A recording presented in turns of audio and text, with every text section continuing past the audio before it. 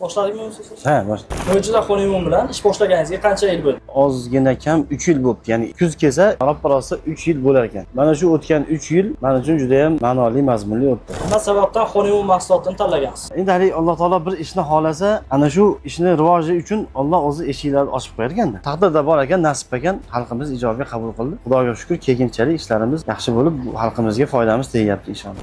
Xalq to'g'risida ko'p yurasiz. Xalqdan qanaqa fikrlarni eshitasiz ko'proq? Xo'p, 90% ijobiy. Odamlar bilan ko'rishib qolganimda 10 tadan 9 tasi rahmat aytadi. Qolgan 7-8% deylik o'sha ikkilanish yoki bexabarlik, qanaqa mahsulot deb kelib ikkilanib so'raydi. 1-1.5% albatta endi o'sha negativlar ham bor endi, yo'q emas. Mo'jiza Honeymoon jamoasi bilan ishlashda eng qiziq voqealar bo'lganmi?